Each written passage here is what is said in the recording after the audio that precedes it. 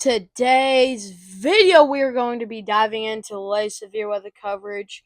And in today's video, we had somebody comment on our video. Thank you so much. They picked pink in today's video. And as we can see, we have a lot of below normal temperatures from Wisconsin, Minnesota, all the way down into the Ohio Valley, and we have the plains including in it. And this is for a 70% chance of below normal temperatures. This is a chance of 30 degrees temperatures, freezing temperatures up here in Minnesota, Wisconsin, for a big chance of really below normal temperatures. And as we can, of course, we know that, Ontario, you be having some 20-degree temperatures, but this is our main focus for the next few days. As we go into, September, the cold temperatures will actually still be around for a lot of the places across the country, with chances of really below normal temperatures in the Ohio Valley, Great Plains, the plains. And so Missouri, you'll have really freezing temperatures. As rain comes through in the south, the cooler temperatures will arrive just slightly, as we get 70 degrees temperatures. The lows will be the 60s, 50s, this type of the year, kind of low. But it is still below normal. We need to keep watching this. And with these types of systems, with a low pressure system, massive low pressure system dominating, and this would bring massive snowstorms. But currently, in this type of the year, we have no snowstorms trying to form and stuff because it's currently not winter. But as we go into winter, it doesn't look good either. We only have, we have stuff to talk about the temperatures, but we also have some really crazy weather. We have a slight risk of severe weather from in Nebraska, and as we circle this, we have a marginal threat from South Dakota to New Mexico. This is for the chance of damaging winds, large hail, and tornadoes. We have a small marginal threat down here in Texas, Louisiana, for wind only, maybe some hailstones. Really small hail will be possible on our day 2 outlook. It's looking like no chance of severe weather, but I feel like they would add a small marginal threat of severe weather in Kansas, maybe even Oklahoma. I know that's not highlighted, but you could get a chance of severe weather. And also with this marginal threat from today's severe weather can be moved somewhere else, which currently on our day 2 and even day 3 outlook don't have any chances of severe weather. So this is good, just a scattered chance of thunderstorms, and that really is good for this time of the year. We want to get these types of, general thunderstorm risk instead of a slight risk of severe weather, because some of these events can be dangerous. But we only have a small 2% chance of tornadoes for our day 1 outlook. Large hail and wind will be possible.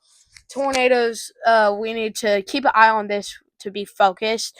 And let me get to our tornado threat for today. As we can see, we have a 2% chance of tornadoes from Nebraska, Colorado, Kansas, for a isolated chance of tornadoes on our day 2 outlook. We have no chance of tornadoes on our wind risk. We have just 2 areas of concern from Louisiana, Texas, all the way from South Dakota to New Mexico for chances of a small chance of wind. And obviously on our day 2 outlook, for no chance of severe weather, you have no chance of wind. On our hail risk,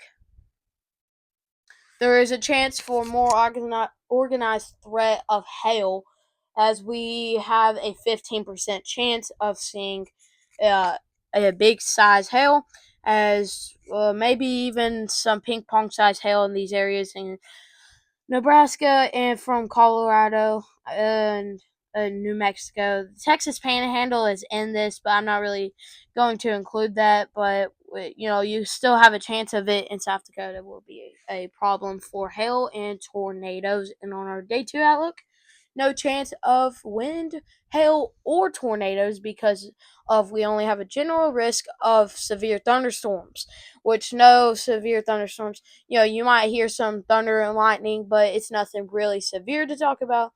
Maybe even you'll probably get a special weather statement if one of these storms comes through. Excessive rainfall is going to be a problem too. As we've been talking about this for a lot of our videos, we have a chance of excessive rainfall from Massachusetts up into Maine, a small chance of it, and Florida always has a chance.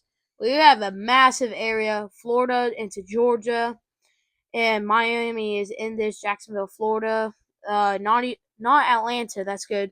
And we have a slight risk from Texas into Louisiana all the way up into Alabama, and we have a slight risk that looks a little bit weird. It goes from South Dakota into Nebraska, and it goes like really in a weird way into Kansas, and then New Mexico into the Texas Panhandle, High Plains.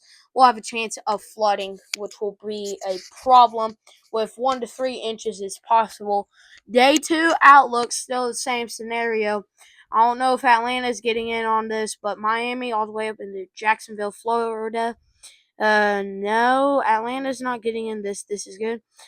We have a big area for just flash flooding in these areas, and we have a chance of excessive rainfall. A lot of Texas is going to be in this. From a little tiny part of Oklahoma will be in this, but we have a lot of Texas and New Mexico in this chance of excessive rainfall. From South Dakota into Kansas, we have a chance of excessive rainfall. As always, thank you guys so much for watching. I hope you enjoyed this video. Make sure to like, comment, share, subscribe, and I'll see you in the next video. Make sure to comment down below color so we can use it in the next video. As we know, we use pink today because Loyal Beetles did comment down on our video. Thank you guys so much.